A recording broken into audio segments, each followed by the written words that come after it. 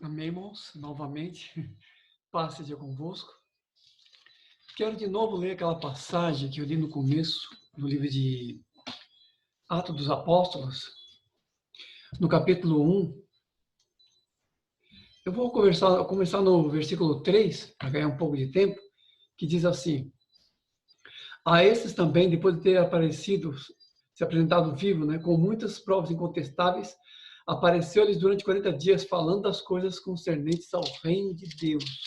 Guarde bem essa expressão. E comendo com eles, determinou-lhes que não se assentassem de Jerusalém, mas que esperassem a promessa do Pai, a qual disse ele: de mim o vistes. Porque João, na verdade, batizou com água, mas vós sereis batizados com o Espírito Santo, não muito depois desses dias. Então os que estavam reunidos lhe perguntaram: será este o tempo em que restauras o reino a Israel? Respondeu-lhes: não vos compete conhecer os tempos ou épocas que o Pai reservou para a sua exclusiva autoridade, mas recebereis poder ao descer sobre vós o Espírito Santo, e sereis minhas testemunhas, tanto em Jerusalém, como em toda a Judéia e Samaria, até os confins da terra. Vou ler só até aí, porque eu quero falar bem resumidamente dessa vez, sobre algumas questões muito importantes sobre o livro de Atos. Estamos ainda falando sobre o livro de Atos, os apontamentos no livro de Atos, e eu queria falar alguma coisa sobre os objetivos e a importância do livro de Atos. Porque no livro de Atos nós lemos o quê? O que Jesus continua a fazer, na verdade, é o que nós lemos no livro de Atos. Porque quando ele delega a igreja, quando ele dá poder à igreja, quando ele derrama o poder na igreja, a igreja não recebe apenas um poder para si mesmo, para o seu autoconsumo, por assim dizer, mas a igreja recebe poder para o cumprimento de uma missão. Essa é a intenção do Senhor ao derramar poder. E a igreja não recebe esse poder por nada. Ela recebe esse poder explicitamente para continuar a missão de Jesus. Parece estranho colocar desse jeito, mas nós entendemos que, é claro, a redenção da humanidade, o preço pago pelo nosso resgate, só Jesus e ninguém mais poderia pagar. Isso é incontestável. Mas quando ele estabelece um corpo, quando ele funda a igreja e derrama poder sobre esse povo, então ele quer fazer algo na humanidade, e para isso usando o seu povo, como também já vinha fazendo desde os dias do Antigo Testamento. Nós sabemos que o povo de Israel foi um povo também imbuído de uma missão, de um propósito. Eles falharam quanto a isso, mas era um povo também que tinha uma missão perante as pessoas, perante o mundo. Tinha uma identidade e objetivo perante o mundo. Então, o livro de Atos, ele narra o que Jesus continuou a fazer através da tua igreja, que é o quê? Que é pregar o reino de Deus, que é levar as boas novas da salvação. A igreja tem esse comissionamento, como nós lemos lá em Mateus, no finalzinho de Mateus, no capítulo 28, a grande comissão, nada mais é do que o imperativo que está sobre a igreja de pregar o evangelho, de anunciar a salvação a todas as pessoas. Esse reino de Deus, que começa a ser, de certa forma, pré-anunciado por João Batista, é anunciado também pelo próprio Senhor e agora se manifesta através da obra redentora. E tem na igreja o seu elemento continuador, o seu elemento de expansão e de anúncio e de concretização das realidades que o compõem, que compõem o reino de Deus.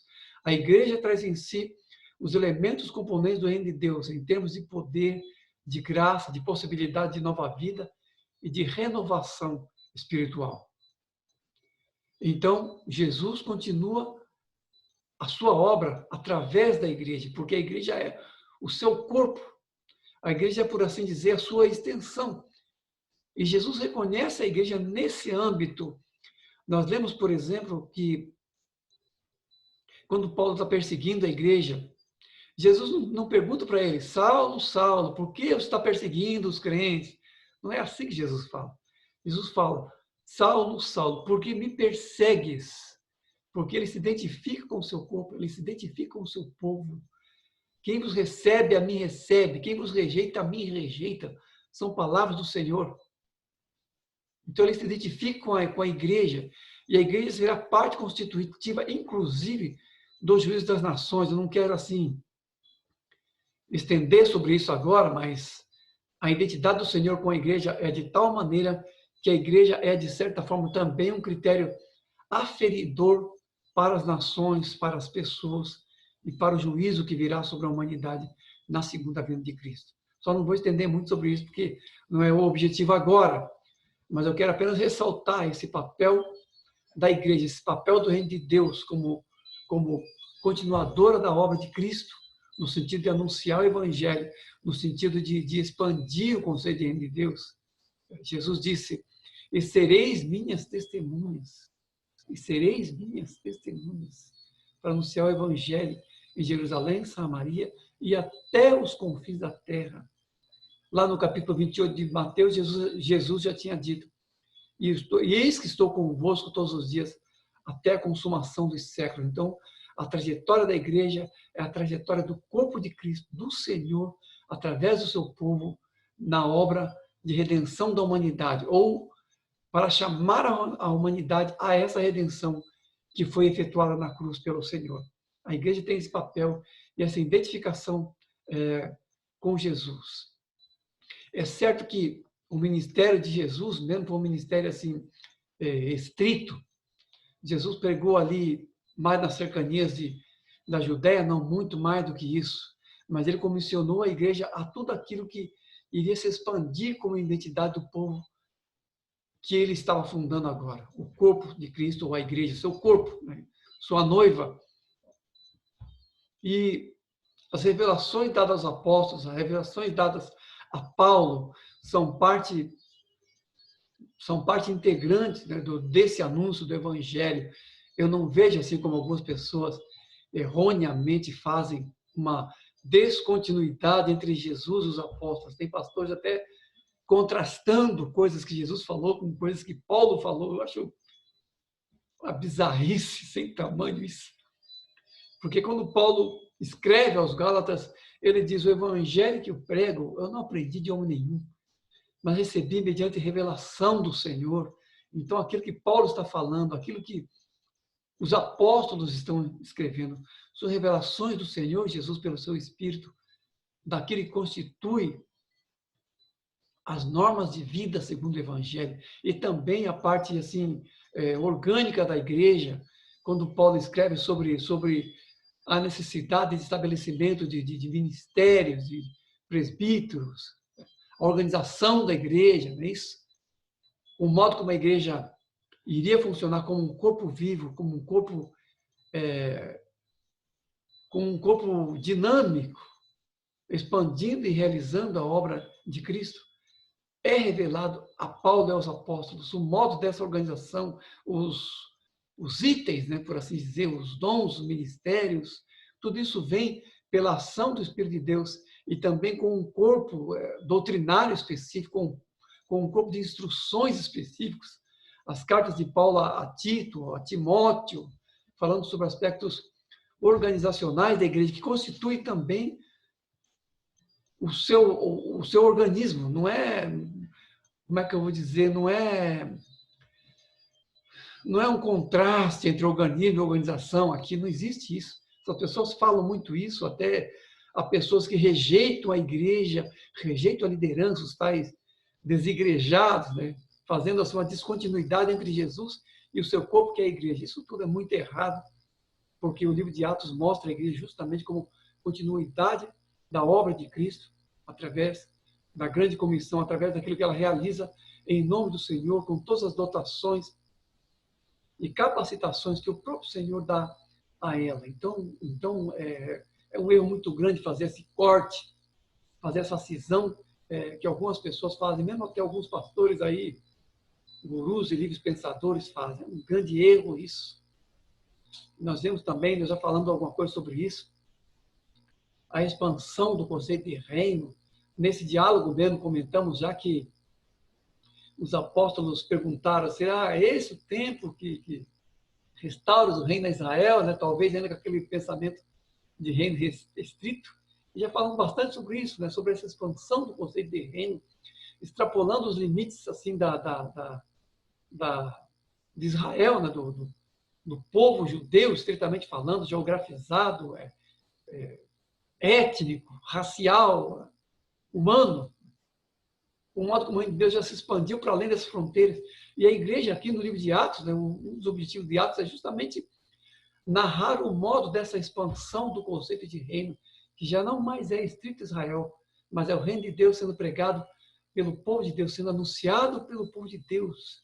Nós lemos lá em Apocalipse 5, 9 a 10, uma visão tremenda de João, no céu, onde ele vê a corte celeste, os 4 seres viventes, os 24 anciãos, e ali ele vê um povo, né, louvando ao Senhor, dizendo que, louvando ao Cordeiro por sua obra redentiva, e falando dessa obra redentiva que o Senhor, pelo seu sangue, ele tinha comprado, com o seu sangue, o Senhor Jesus, o Cordeiro, tinha comprado com o seu sangue homens, né, pessoas, né, de todas as tribos, povos e nações, tribos e línguas, né, tribos e nações, e os constituístes como reis e sacerdotes para o seu Deus, para o nosso Deus, e eles reinarão sobre a terra. O modo de expansão do reino de Deus é o modo de expansão também do conceito de reino de Deus dentro do seu escopo maior e mais definitivo, que inclui a humanidade inteira, como já foi dito, e que é dito aqui em Apocalipse, onde aquela expressão reis e sacerdotes que aparece no Antigo Testamento se referindo ao povo judeu, agora é expandida a todo o corpo dos remidos, de todos os povos, tribos e nações, constituídos como reis e sacerdotes, participando e sendo parte do reino de Deus, do reinado de Cristo, reinando com Cristo. Porque se por um lado os novos céus e a nova terra serão a estação final e definitiva dos remidos que estarão com Jesus participando do seu reino eterno, por outro lado, nós vemos o começo desse reino já aqui, agora, enquanto Jesus reina até que seus inimigos sejam postos por estrado dos teus pés. E a igreja é ponta de lança desse reino através de sua obra, através da continuidade do anúncio do evangelho, com todas as capacitações de Deus, que se expandem aqui no livro de Atos, mas que já são insinuados, já são insetados lá nos evangelhos, nos evangelhos, onde Jesus delega poder aos apóstolos e diz: eis que eu vos dou poder sobre serpentes e escorpiões, e nada absolutamente vos fará dano. Então esse reino de Deus avança sobre o império das trevas. O próprio Senhor disse, né, quando deu esse poder os discípulos, os 72 discípulos, que não eram nem os apóstolos, eram outras pessoas, inclusive, não eram apenas os apóstolos, outros também receberam esse comissionamento e esse poder, que era já um prelúdio do que seria futuramente a igreja no anúncio do reino de Deus. Eles voltam cheios de alegria, dizendo: ó Senhor, pelo seu nome até os espíritos se nos submetem. É até curioso que eles fazem sinais, fazem maravilhas, curam, ressuscitam mortos e voltam alegres porque expulsam demônios. Nossa, uma coisa de certa forma menor até, e eles se alegram por isso. E Jesus, uma coisa até meio ingênua, mas Jesus não os repreende, mas diz: olha, eu vi a Satanás caindo do céu como relâmpago. Eis que eu vos dou poder sobre serpentes e escorpiões e sobre todo o poder do inimigo, e nada absolutamente vos fará dano. Mas alegrai-vos, não porque os espíritos malignos se submetem, não porque vocês expulsam demônios, eles não podem fazer nada, a não ser sair com o rabo entre as pernas. Não é isso o motivo verdadeiro da alegria. Mas alegrai-vos, porque os vossos nomes estão escritos nos céus. Há muita coisa pelo qual podemos nos alegrar nesse mundo. O Senhor me deu um carro. Ah, que alegria, o Senhor me deu um carro. Me deu um carro mesmo. Me deu uma belíssima esposa, que se chama Elda. Glória a Deus. Uma filha também, uma belíssima filha. Mas há muitas coisas pelo qual podemos ser gratos e nos alegrar. Mas a alegria maior e mais definitiva é que nossos nomes estão escritos nos céus e somos parte daquilo que o Senhor está fazendo. Essa deve ser a nossa maior e mais abrangente alegria.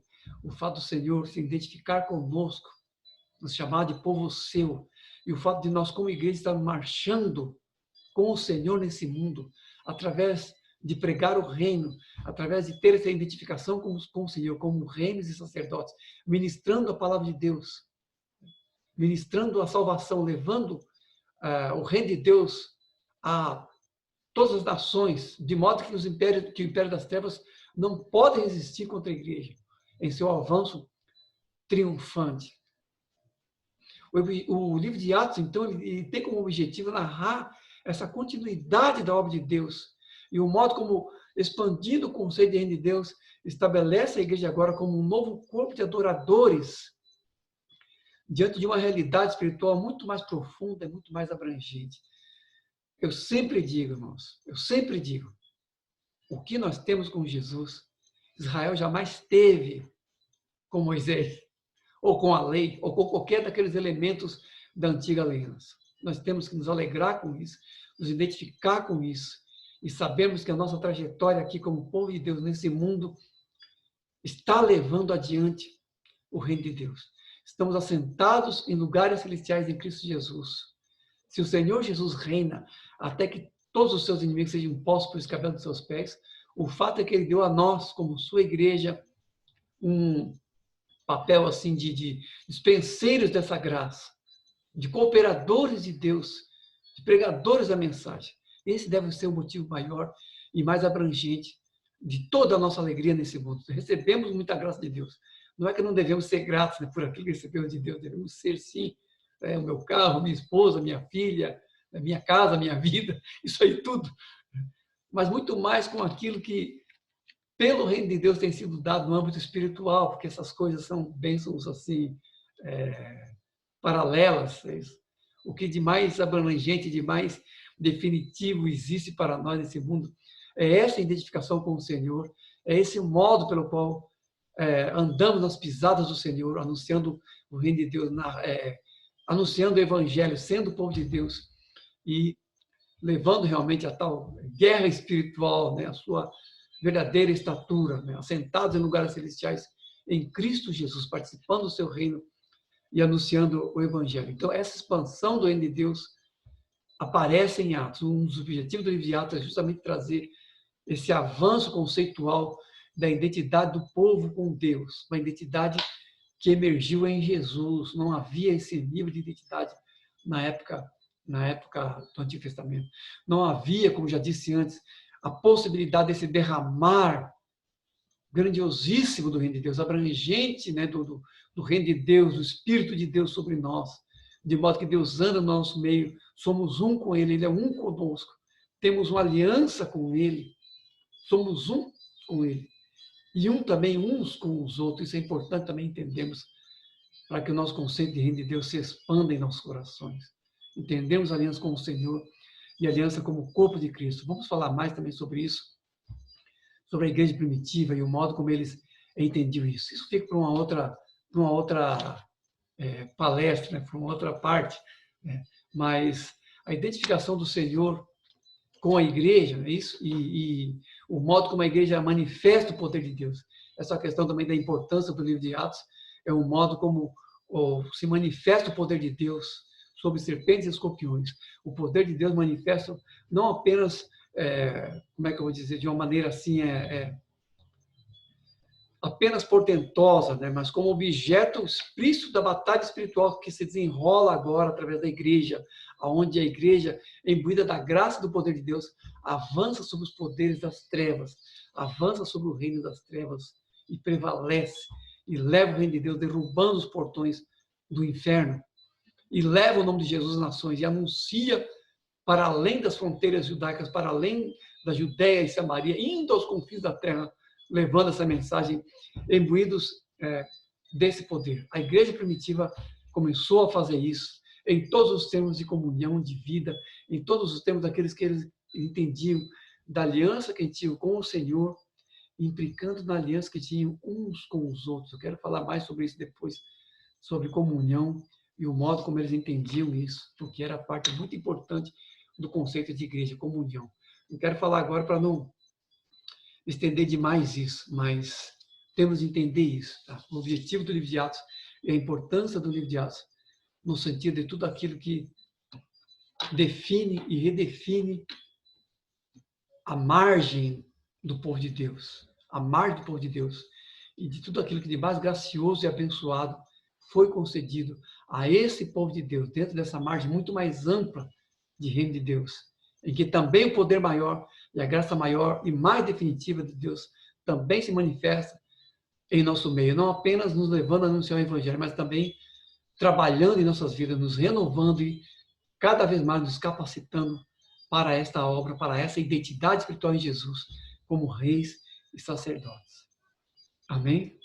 Deus abençoe a todos.